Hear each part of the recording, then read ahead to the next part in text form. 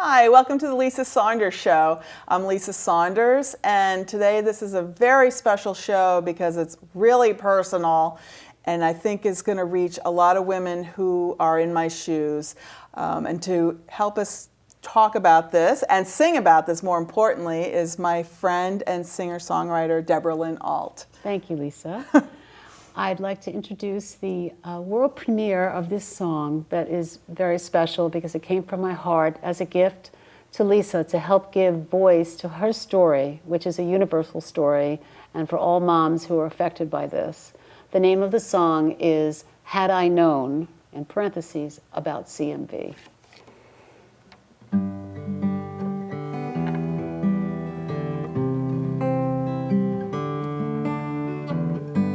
In the days I carried you, all the ways I cared, sippy cups and kisses too, plates of food were shared, a blissful life at mother's speed.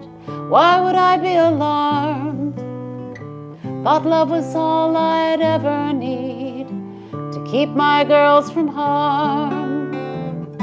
First time I laid eyes on you, moment you were born, feeling that came over me, a stab of fear so strong. So began the surgeries, the stretching and the strain. Oh, how we loved your quiet smile, your sweet light, pure and brave. Had I known I'd be someone else today, I'd have something else to say. Had I known,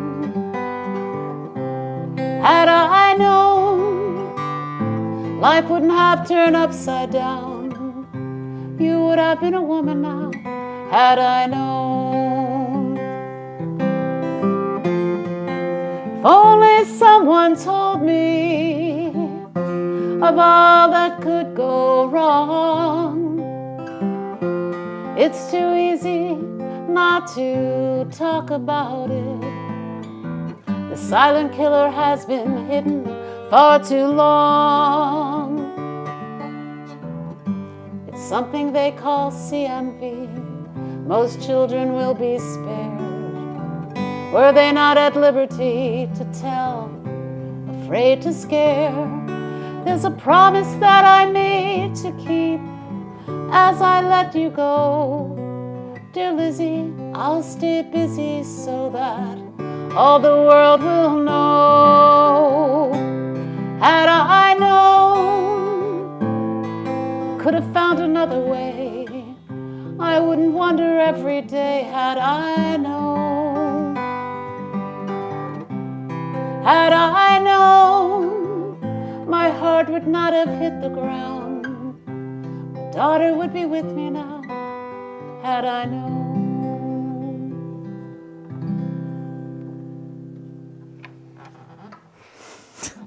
I feel like my daughter's listening from heaven.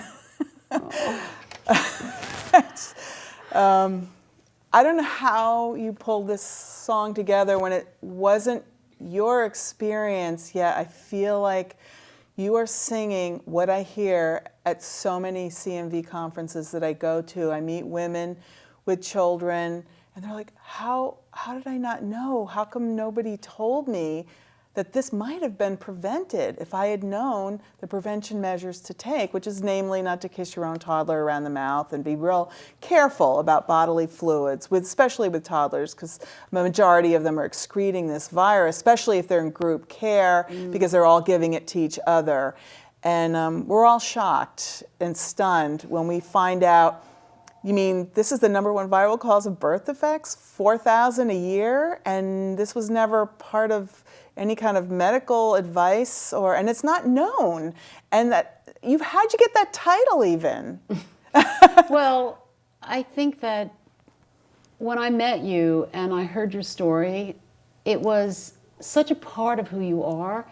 And I'm so drawn to people who are passionate, particularly when they've had a horrible experience that could have been prevented, that if only there had been more information or education, and the injustice of it. There's so many injustices in life, and this one just really struck a chord for me, and I just, getting to know you and growing to love you as a friend and see how you are in the community and how active you are, I thought, it just came to me one day that I want that to be my next song, something that really matters, something that would honor the memory of your daughter, Elizabeth, and something that would give you more of a voice than you already have, because the voice and the story is carried through music in a way that nothing else can, I feel. And I just feel like the way you wrote it, I feel like so many mothers are going to be able to relate to this. You've given a voice to what we all collectively feel. Right. And they can share that with people. This is how I feel, and please let others know so that doesn't happen to them. That's the beautiful thing about music, is that there's a language of music that a lot of us think of as the language of the heart, and that carries your message in a way that so few things can. And on top of everything else that you're doing and your legislative action and the things that you write, everything that you do, now you have this vehicle, this beautiful carrier, this beautiful container. Well, I of can't music. wait. Now you're actually going to be recording this in a real studio with, I got a lot of buttons, right? Soundproof Lots of booth. buttons. Yeah. And you have people that are playing with you. Tell me who you're having and what. Well, I'm very excited because dear friends who are very talented musicians have volunteered to sing on this recording so we can help bring this out into the world and give the song wings. My dear friend Jeff Fuller, who is a bass player, a wonderful musician, and Ann West, a cello player who is exquisite, and Connie Howard, who wrote the song for this show. For my actual TV show. I open up with one of her songs. A mutual friend of ours. She's going to play the keyboard. And I'm just really excited because these are really wonderful musicians, and we're all doing it because we recognize when a song deserves to be honored and recorded, and it'll just really bring out the best of it. For sure, and the message. I mean, the cello is the instrument of the heart and soul. An instrument that makes you cry, really, when you hear it. It really can, yes. Because I feel like I always hear that in concentration camp movies, the cello. Am I right about that? I just feel like there's something about it, that instrument, that kind of makes me cry. Well, a lot of people say it's the most soulful. A lot of people have said that. Of course, there may be some other musicians that might not agree, but it's a very soulful instrument. It'll be wonderful. I'm really looking forward to it. Thank you so much for asking your friends to do this, and I just want to thank them. I don't know them. I don't know two of them. So I just want to thank them. I feel like they know you already because I've told them your story, and then when they hear the song, they say, wow, she must be someone really special for you to do that for her. So, well, she really is. Well, I'm not special. Like I said, the other moms, because I didn't even start raising awareness till after Elizabeth died. I mean, because she was so intensively needy. I mean, she was a quadriplegic. She had epilepsy. She couldn't eat solid food. She couldn't roll over, couldn't sit up. So she needed a lot of care, and we were constantly going to the emergency room, hospitals. But yet, there's other moms out there who have children that are, as affected as my daughter, some of them, and they're out there getting laws changed across the country. And I'm thinking, so inspiring. How do they do that when they're so busy taking care of It's really inspiring. their little one? And the thing I just realized too, Lisa, is that not only will it reach these women, and oh my God, it feels so great to be able to do this for them, but any woman, any person, any mom, parent can't help but feel when they listen to this song, from what I've heard, that we're just so close to at any moment tragedy can happen to any of us. So just to be able to touch the essence of your experience, had I known, I mean, just the thought that one piece of information could have changed our lives, or one moment in time. So I think it's a universal emotional chord that's being struck with this song, and I'm just so honored and delighted that we were able to come together and feel together and care together and be passionate together. And I can just picture people playing this song, like if they're trying to get a law passed in their state that, makes it mandatory to have prevention education. I could just picture them sitting in the little hearings, and your song coming over a loudspeaker. Oh, that would be awesome. I mean, I remember I've had times where the Mothers Against Drunk Driving song I wrote was played for walks and at the autism walkathons, and the songs I've written for other causes. It feels wonderful because I know that music brings a whole different level to any gathering, any experience, fundraising, awareness raising. It's a unifying experience because you're all feeling it, you're all hearing it at the same time. Yes, It's and it's done in 3 minutes. I spend way too many words on my books and articles. I have too many words, and who wants to read all that? You can continue to write, and I know that your slideshow is coming up soon to give people all the information because you've done an amazing job on that. And now you have, as a counterpart to that, this beautiful container of music and the message which carries what you felt. And I just think of the people you've played for, from Mick Jagger to Wayne Dyer. And now I get to be one of those people. Well, yeah, I think it's fair to say that you're performing for. You really appreciate my music a lot more than Mick did, which is a whole other story. Because you were the former lead singer for the Rolling Stone magazine band. The house band, which is a great fun story to tell. And but I watched the video when you because you wrote a song for cancer survivors, just to enjoy each day at a time, which is really what mothers of children that are disabled need to do too, and just enjoy every day. We can't go back and unchange what happened, but we can learn to enjoy each moment we're alive. And you wrote that song, and Wayne Dyer listened. He wanted to hear you. I saw the video. He wanted, because he had cancer. Yes. And you played it for him at a conference. He was very touched by that, and I was really honored that he lent his quote of saying how beautiful the song was and how it brought him to tears to my book. Yes, and you have a book, and in the book comes a CD with a lot of your original music. Yeah, so we've been flashing your website, but just say it again, just so people can go to your website, because actually can hear and see some of these things. DeborahSong.com. Yes. DeborahSong.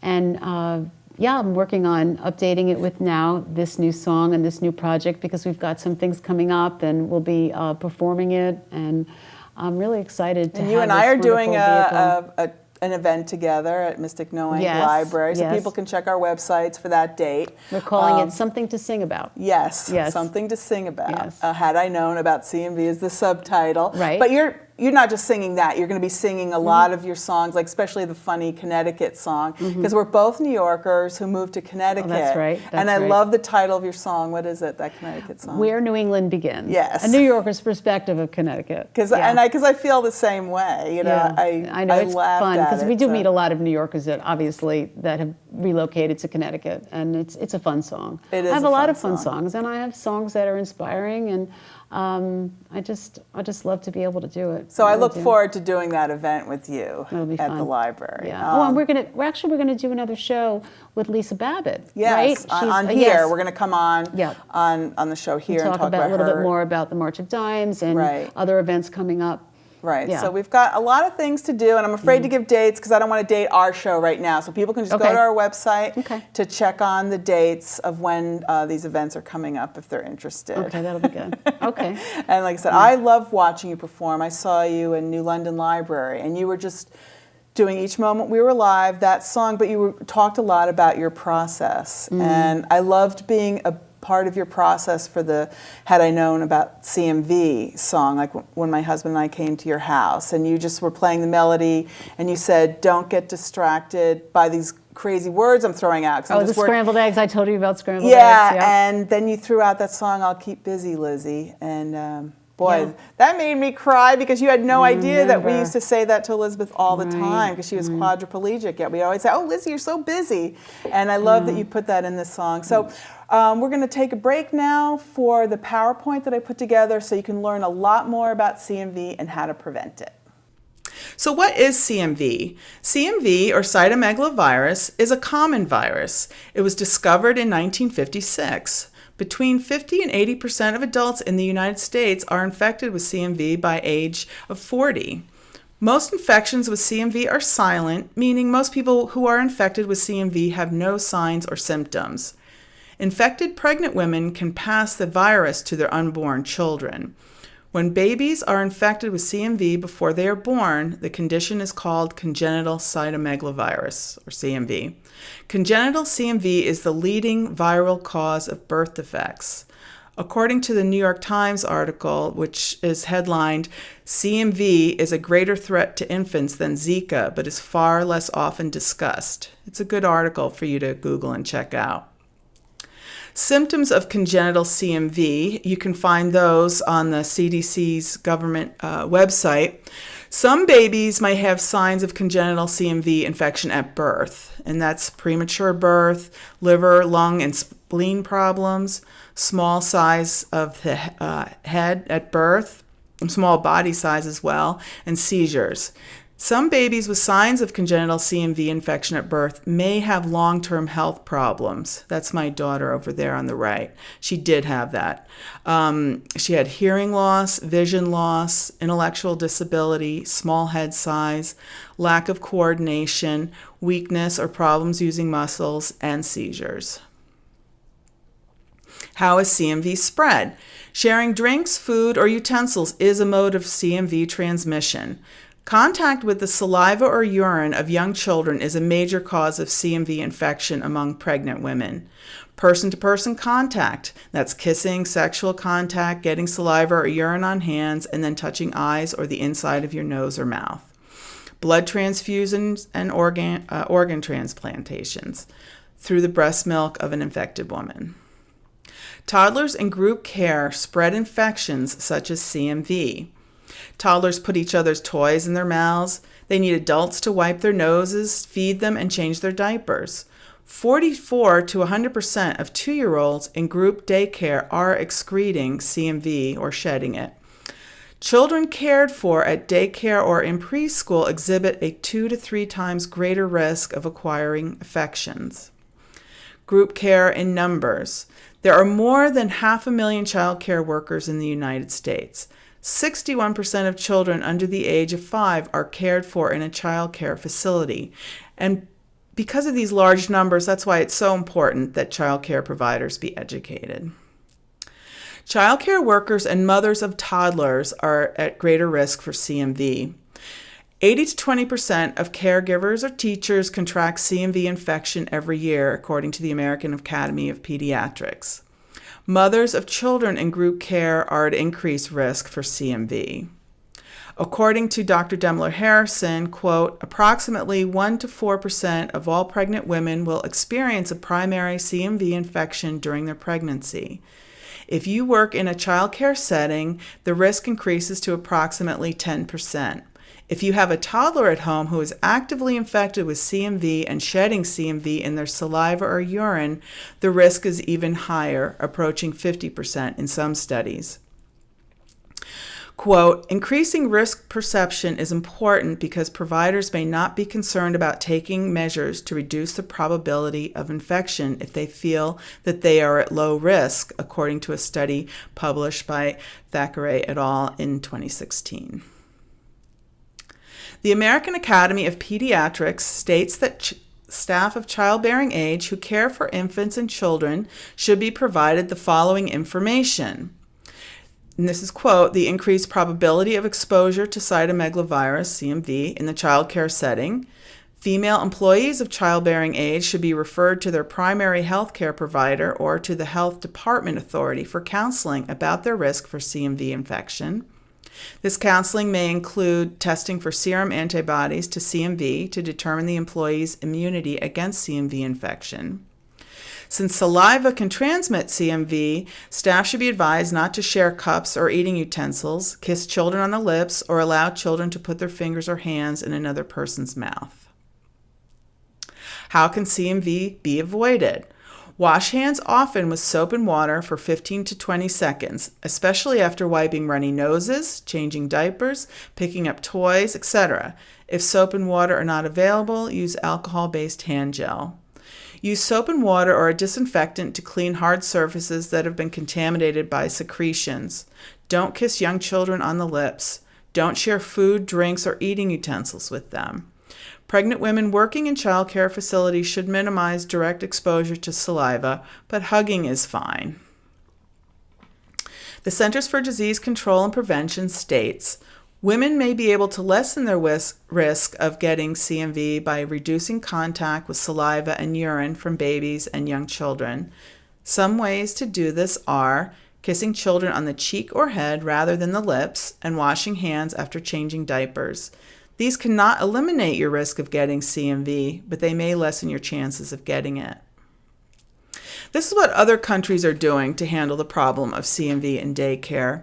In Queensland, Australia, they relocate workers who are pregnant or who expect to become pregnant to care for children aged over 2 to reduce contact with urine and saliva. In Germany, based on the German maternity protection law, to protect daycare workers from primary infection, their CMV serostatus must be checked at the beginning of their pregnancy. When the daycare worker is seronegative, she is excluded from professional activities with children under the age of 3. Research studies on CMV prevention. In a New York Times article in 2016, they summarized a 2004 CMV prevention education study. Quote, pregnant mothers shown a video and offered hygiene tips were much less likely to get CMV, 5.9%, than those not given information on prevention, 41.7%. In 5 CMV prevention education studies published between 1993 and 2015, they were analyzed in the article Prevention of Maternal Fetal Transmission of Cytomegalovirus. Quote, in each report, the efficacy of hygienic precautions has been greater than 75%. In another study, according to Dr. Demler Harrison, she says studies have shown that women who know they are CMV seronegative, know they are pregnant, and know their toddler's CMV shedding are the most likely to prevent CMV transmission and reduce their risk from over 50% during pregnancy to a risk of less than 5% during pregnancy. Dr. Demler Harrison is the director of the Congenital CMV Disease Research Clinic and Registry. Now, my daughter, Elizabeth Saunders, was born with congenital CMV. When I was pregnant with Elizabeth, I was unaware of CMV. I was at increased risk for it because I was the mother of a toddler, a licensed childcare provider, and I volunteered in a church nursery. In 1989, Elizabeth was born. Her head was small and deformed, and that is called microcephaly. And you might have seen pictures of babies with small heads from the Zika virus. It's similar. I was told Elizabeth would never roll over or sit up, and she never did. I was told Elizabeth would never speak. She never did. This is 2005, and Elizabeth's 15 with her big sister. This was on our last family vacation before Elizabeth passed away. In 2006, Elizabeth died during a seizure at age 16. In 2010, a grandmother contacted me to ask about CMV because her grandson was born with congenital CMV. The grandmother wondered why the baby's mother, a high school student, was not educated about CMV before interning at a childcare facility. The nurse caring for the baby asked me to start a CMV education campaign. And I told her, and I've been telling everybody for years, CMV families, doctors, and researchers have been trying for years to raise CMV awareness. We really need the public's help to raise awareness. If I had known about CMV before trying to become pregnant with my daughter Elizabeth, I would have, and by the way, that's me, I would have asked my doctor for a blood test to determine if I had a primary CMV infection. If I did, I would have waited to get pregnant because I had a miscarriage before I got pregnant with Elizabeth, and that would have been certainly a good time to be tested for CMV to see if that's why I had the miscarriage. If the blood test showed I had never had CMV in my life, I would have declined to volunteer in our church Sunday school with children under the age of 3. I would have declined to care professionally for children under the age of 3 in my home daycare center. I would have practiced careful hygiene with my own toddler. I would have not shared food or cups with her or kissed her near the mouth, and I would have washed my hands every time I fed her, wiped her nose, picked up her toys, changed her diaper, etc. Finally, states are doing something to raise awareness. Utah was the first state to do that in 2013, and I'm excited to say that in 2015, Connecticut also joined the fight against CMV.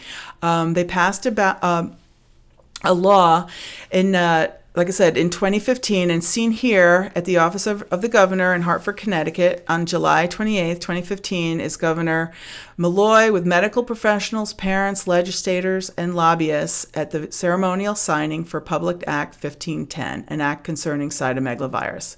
And I'm standing beside the governor holding a photograph of Elizabeth. And there is another child there who was born with congenital CMV. He's there in his wheelchair. So in summary, women who care for toddlers, reduce your chances of contracting CMV. CMV is a common virus that is shed by many young children. Avoid saliva when kissing a child. Don't share food, drinks, or eating utensils. Wash your hands often, especially after handling children's toys and wiping a young child's nose or drool. You will find flyers and other good resources at the cdc.gov/CMV webpage. And my blog features many resources geared specifically to childcare providers. I collect them from different states and put them on there to show you what they look like. And you can just go to congenitalcmv.blogspot.com.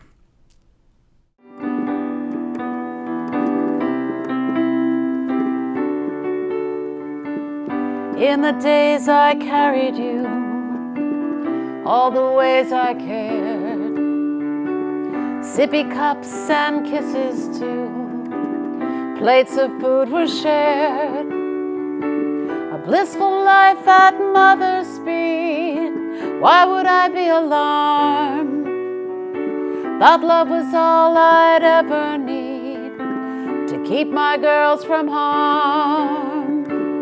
First time I laid eyes on you, the moment you were born, the feeling that came over me, a stab of fear so strong.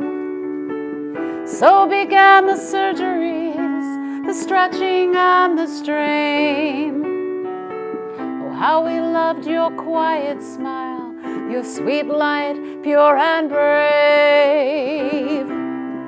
Had I known I'd be someone else today, I'd have something else to say. Had I known, had I known, life wouldn't have turned upside down. You would have been a woman now. Had I known. If only someone told me of all that could go wrong. It's too easy not to talk about it. The silent killer has been hidden far too long. It's something they call CMV. Most children will be spared. Were they not at liberty to tell, afraid to scare? There's a promise that I made to keep as I let you go. Dear Lizzie, I'll stay busy so that all the world will know.